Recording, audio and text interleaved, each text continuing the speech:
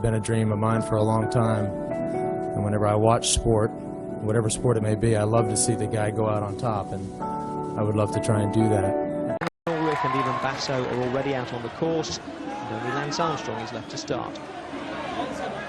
It's a familiar sight, isn't it? 6 times the winner. He has 66 yellow jerseys over those years since 1999. He wants to go out on a high. The odds say he won't, because all of the big winners of the Tour have never done this.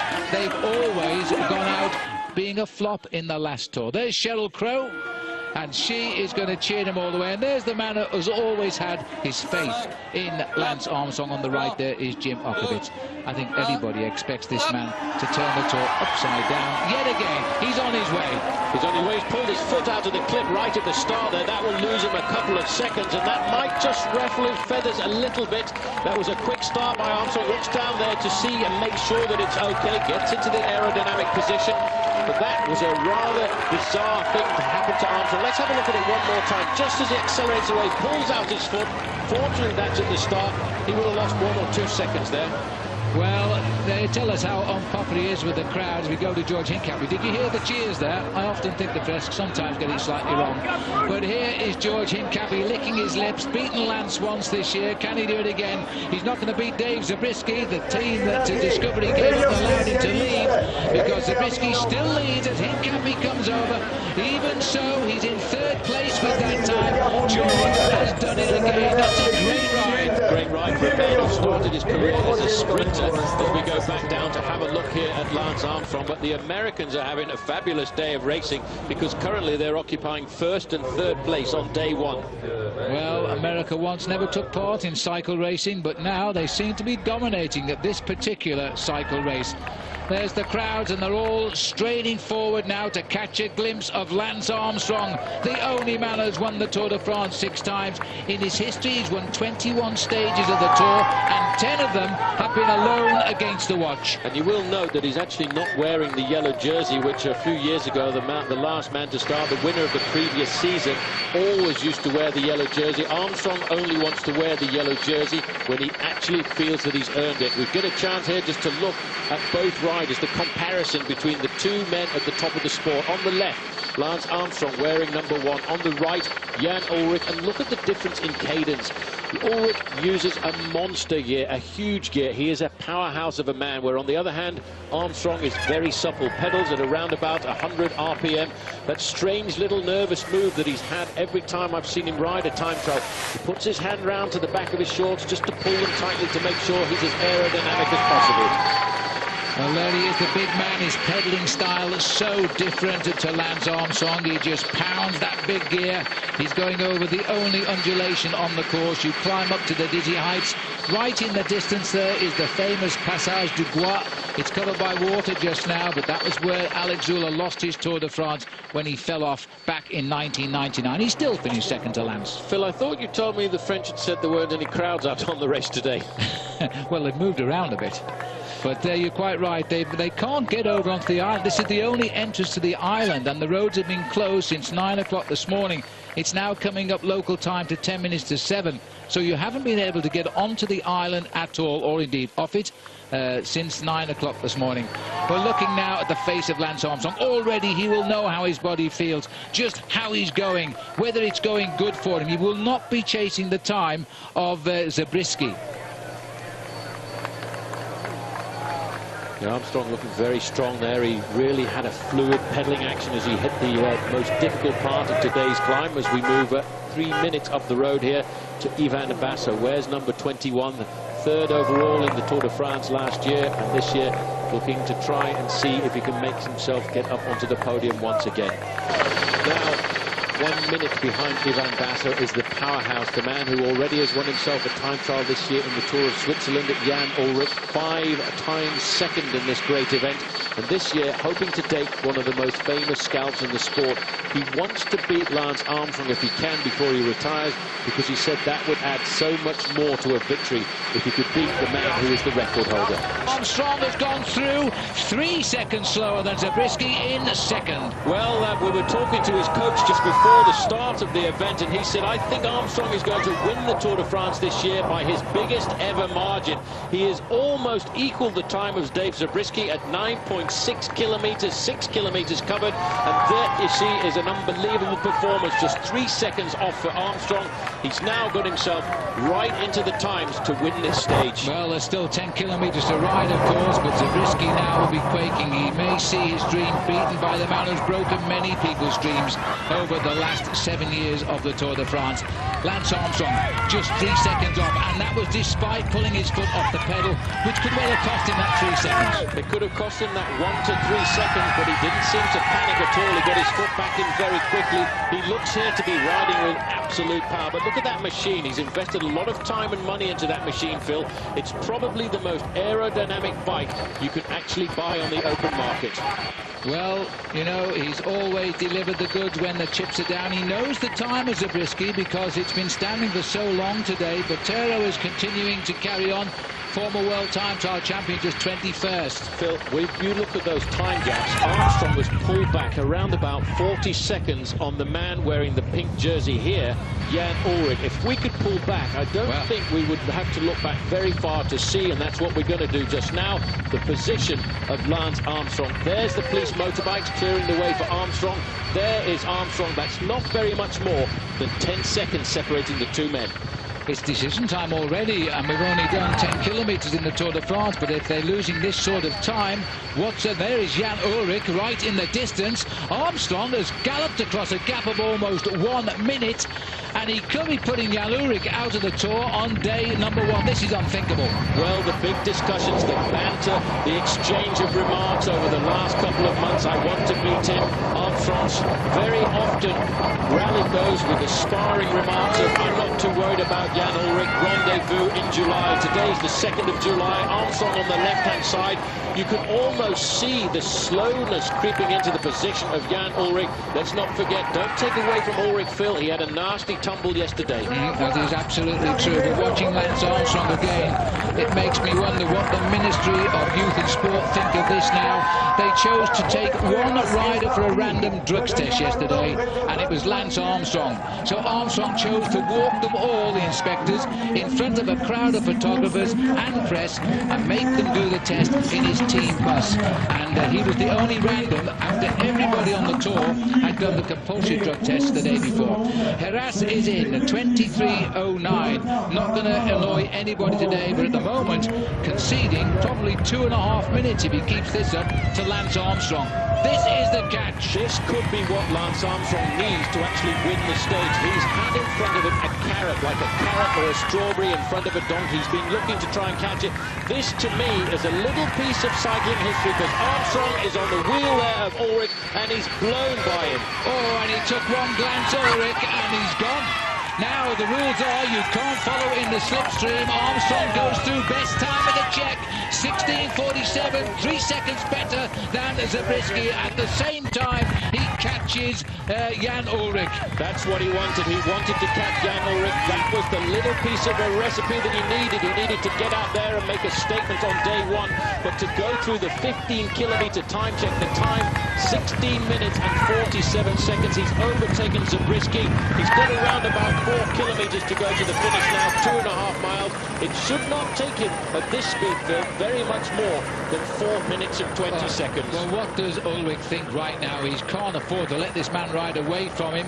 The regulations state you must have a 25-meter gap. Well, I think we can say he's got that right now, because I think Armstrong is pulling away from him. He's pulling away, but Ullrich will dig deep, because Ullrich is a proud man. He's a former winner of the Tour de France. Let's not forget, back in 1997, he's a great bike rider. He's a powerful man. You do have to bear in the back of your mind that he had a very nasty crash yesterday, but he did get up to fight again. Armstrong in the blue and white jersey there of Team Discovery is now looking at the possibility of winning this opening stage. The time to beat is that of Dave Zabriskie, 20 minutes and 51 seconds. And Armstrong at the last check was 3 seconds off on Zabriskie.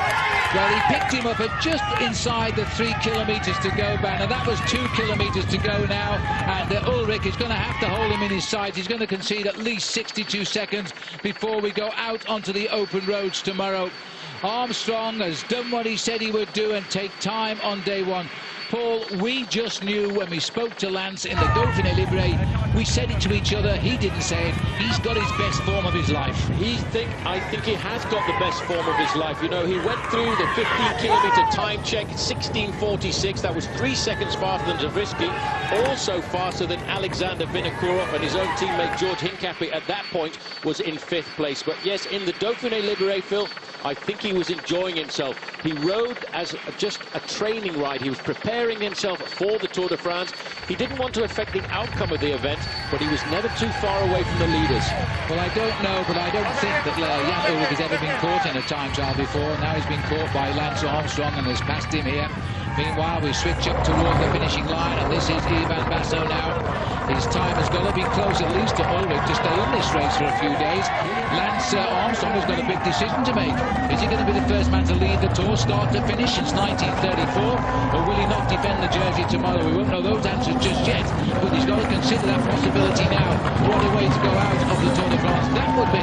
Basso finishes, and his time, we'll wait for the confirmation, it's 18th place anyway, and 22:17 it is confirmed at. Just coming in just behind him, you caught a glimpse there of Francisco Mancebo. So Basso did a pretty reasonable time there. He called the man who started 1 minute in front of him. But the man who is now looking at trying to win this stage is Lance Armstrong, Phil, and he's in the final bend. Well, as he swings up towards the line, he's going to win. He's got about 8 seconds to get to it, though. Zabriskie at 20:51. It's going to be close. 47, 48, 49, 50, 51. Zabriskie's won the stage. Zabriskie has won the stage. Armstrong finishes second. 20:53. Can you believe that? Just inside of 2 seconds, Armstrong was behind Dave Zabriskie. Ulrich, by the way, for the record, came in 12th place. Armstrong was so very close there, and I wonder how much the weather conditions affected that performance. But if you look at that man, Phil, I think we're looking at a man who is ready for the Tour de France. The attempt to try and win it for 7 times in a row. That is a little piece of history. He's in the zone. He's in a moment of his life when it's only him. It's only about the bike in this 55.5-kilometre moment of truth for this man who, strangely enough, and I can hardly believe it, has not actually won a race so far this year. And he's setting himself up to win Tour de France number 7. Almost smiling. I can't believe this. He's gone. Digging into those pedals. No pull off the pedal this time for Armstrong. He is down the ramp for the last time in his career. We are looking at history here, and those big legs are now into a rhythm. Jan Ulrich, he looks like Jan of old. So at the moment, we're looking at 2 pictures here. The rider on the right currently in 3rd position, and on the left, the counting down is the difference in the time between the 2 from 4th to 3rd. And this man is closing in rapidly. Bobby Julich is on his way in. He's got well over a minute in hand on carpets, so Sastre failed to better carpets. Julich should knock this off the leaderboard because he has gained and gained and gained. This has been the old Bobby Julich, the man who has always ridden great time trials, flying the flag for his new team CSC, the team he credits with refining him, and he's riding again a great Tour de France. Look at the clock there, 1:14.51 for carpets. Rewrite it, 1:13.19 for Julich. He really increased once over the top of the pole. And here you can just see it is switched across. Jan Ulrich has climbed up into 3rd place with a 1 second advantage now over Michael Rasmussen. I'm sure that is going to be around about 2 minutes at the end of the day. But We've just seen that Lance Armstrong has gone through the first kilometre check in second position only, by 7 seconds behind Ivan Basso, and that is a major surprise for me, but an indication that Basso could be the man of the future. Ivan Basso of Team CSC having a real say in the race today.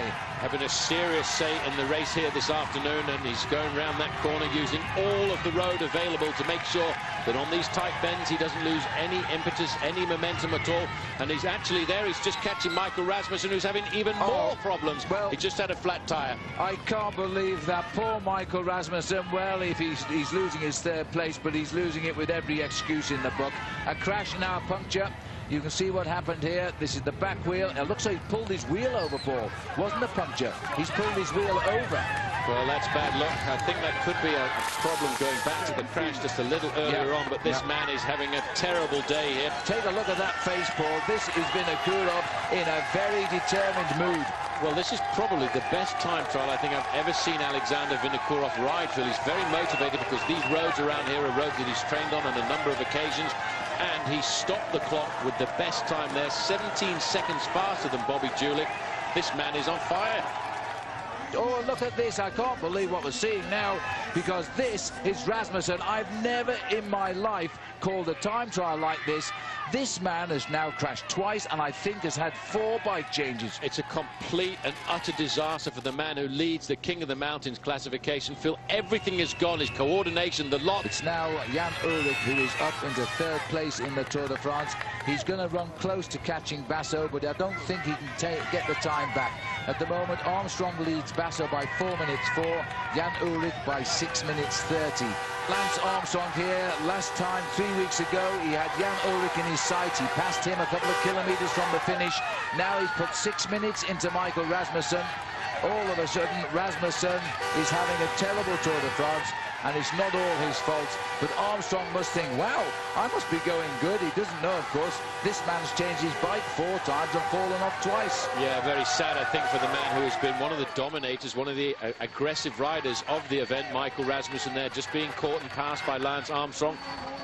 Down to the finish. This is going to be interesting. The first man who might challenge Bobby Julich. He was 17 seconds behind him. Alexander Vinokurov races home as he hits the line. His best time, 1:13.02. The 17 seconds survived. He kept them all. He now is the new leader. Basso has gone out very, very quick, and he certainly threw a shockwave around the camp when we saw that first time check. 7 seconds quicker than Armstrong.